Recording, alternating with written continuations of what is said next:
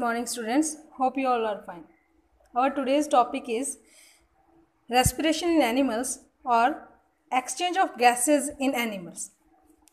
जिस तरह से प्लांट्स में हमने रेस्पिरेशन पढ़ा था उसी तरह एनिमल्स में भी रेस्पिरेशन होता है, ये हम सभी जानते हैं। लेकिन हमारे जो लोअर एनिमल्स होते हैं जैसे कि प्रोटोजोआ है, प्रोटिस्ट हैं, इनके अंदर कोई स्पेसिफिक रेस्पिरेटरी ऑर्गन नहीं होता है। इसमें स्पेसिफिक रेस्पिरेटरी ऑर्गन जो है वो एब्सेंट होता है। इनके अंदर रेस्पिरेशन होता कैसे है? अब रेस्पिरेटरी ऑर्गन स्पेसिफिक तो है नहीं, तो रेस्पिरेशन भी किसी चीज़ से होगा, कोई ना कोई मीडियम तो होगा।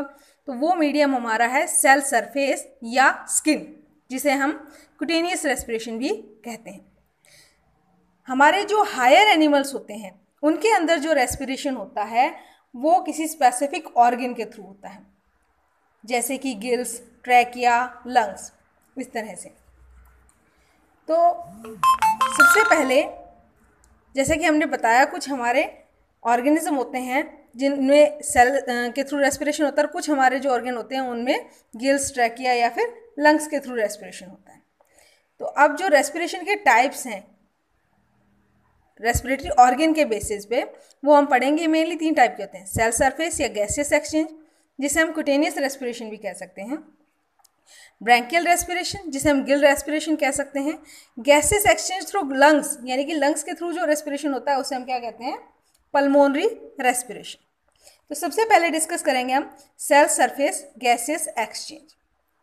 इसमें जो गैसेस का एक्सचेंज होता है वो सेल के सरफेस और सराउंडिंग के बीच में होता है, यानी कि जो ऑर्गेनिज्म है उस तक जो गैसेस पहुंचती है, सराउंडिंग से जो गैसेस एब्जॉर्ब करता है वो किसके थ्रू एब्जॉर्ब करता है? स्किन के थ्रू या सेल्स के थ्रू। कुछ हमारे यूनिसेलुलर ऑर्गेनिज्म होते हैं, कुछ मल्टीसेलुलर होते हैं।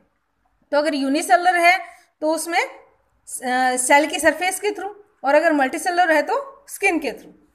तो जिन ऑर्गेनिज्म में स्किन के थ्रू रेस्पिरेशन हो रहा है वो हमारा क्या है? कुटेनियस रेस्पिरेशन या सेल सरफेस रेस्पिरेशन। इसके एग्जाम्पल है protozoan, protist. For example amoeba, paramecium, दोनों ही यूनिसेलुलर ऑर्गेनिज्म होते हैं। इनमें क्या है, कह रहा है कि वॉल्यूम जो होता है इनका सरफेस का, वो सरफेस एरिया इनका ज़्यादा होता है, जबकि वॉल्यूम स्मॉल होता है गैसियस एक्सचेंज का, इसलिए क्विकली डिफ्यूज़ कर जाती है गैस। इसी तरह जो हमारे पॉरीफेरा हैं या सिलेंट्रेट्स हैं, ये मल्टी सेलुलर ऑर्गेनिज्म, इनके अंदर जो हमारे सेल्स होते हैं ये कांटेक्ट करती है सराउंडिंग के साथ, वाटर जो सराउंडिंग में होता है उसके साथ, और गैसेस एक्सचेंज करती हैं। इसी तरह हमारे जो फ्लैट वॉर्म्स हैं या राउंड वॉर्म्स हैं वो भी रेगुलर रेस्पिरेटरी सरफेस, उनमें रेगुलर रेस्पिरेटरी सरफेस उनमें एब्सेंट होता है। एक्चुअली उनमें जो गैसेस एक्सचेंज होता है वो डिफ्यूज़न प्रोसेस के थ्रू होता है, बॉडी के अक्रॉस होता है, कंटिन्यूसली उसमें पानी के थ्रू होता है। तो कहने का मतलब ये है टोटल की जो सरफेस के थ्रू हो रहा है रेस्पिरेशन, सेल के सरफेस के थ्रू हो रहा है, स्किन के थ्रू हो रहा है, वो हमारा क्या है?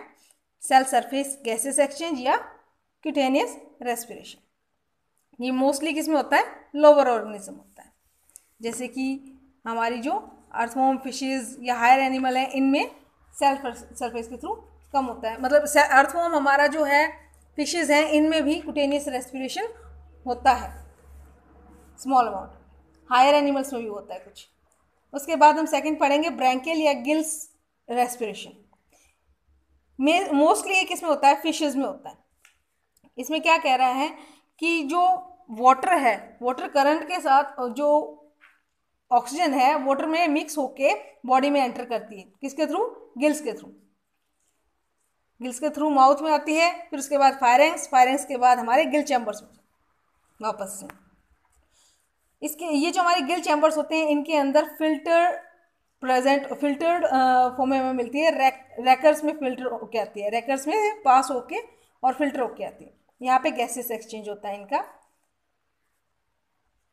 वाटर के थ्रू गैसेस एक्सचेंज होता है। गिल्स मेन ऑर्गन होते हैं गिल्स, तो वो हमारा ब्रैंकियल या गिल रेस्पिरेशन। लास्ट हमारा क्या है? गैसेस एक्सचेंज थ्रू लंग्स, जिसे हम पल्मोनरी रेस्पिरेशन भी कहते हैं। जिनमें रेस्पिरेशन लंग्स से होता है उस रेस्पिरेशन को हम क्या कहते हैं? Pulmonary respiration. मोस्टली हमें किस में मिलता है? जितने भी हमारे लैंड वर्टिब्रेट्स होते हैं चाहे वो बाद में सेकेंडरीली एक्वेटिक ही क्यों ना हो, जैसे कि एम्फीबियंस है, रेप्टाइल्स हैं, बर्ड्स हैं, मैमल्स हैं। इन सब में क्या कह रहा है, रेस्पिरेटरी सरफेस जो होती है वो कहाँ प्रेजेंट होती है, in the form of alveoli. और एल्वियोलाई जो है ये न्यूमरस फॉर्म में मिलती है, किसके अंदर, लंग्स के अंदर। हर एक जो एल्वियोलस है, जब बहुत सारी होती हैं, प्लूरल होती है, तो उसे बोलते हैं एल्वियोलाई। सिंगुलर इसकी होगी, अकेली होगी, तो उसे क्या कहेंगे, एल्वियोलस। एल्वियोलस की सरफेस पे गैसियस एक्सचेंज होता है। इसका जो इंटरनल सर्फेक्टेंट है वो उसे कोलैप्स होने से रोकता है। एल्वियोलस जो है ये बंच ऑफ ब्लड कैपिलरीज के साथ अटैच्ड होती है और गैसेस एक्सचेंज में हेल्प करती है। तो जो लंग्स के थ्रू रेस्पिरेशन हो रहा है वो क्या है, हमारा पल्मोनरी रेस्पिरेशन। ट्रैकिया के थ्रू जो रेस्पिरेशन हो रहा है वो हमारा क्या है, पल्मोनरी रेस्पिरेशन। इसमें ऑक्सीजन को इनहेल किया जाता है, कार्बन डाइऑक्साइड को एक्सहेल, यानी कि ऑक्सीजन को अंदर लिया जाता है और कार्बन डाइऑक्साइड जो से बाहर निकाला जाता है। फाउल स्मेल, फाउल एयर या फिर कार्बन डाइऑक्साइड जो वेस्ट गैसेज होती हैं उनको बाहर निकाल दिया जाता है। तो ये है हमारा रेस्पिरेशन इन एनिमल्स।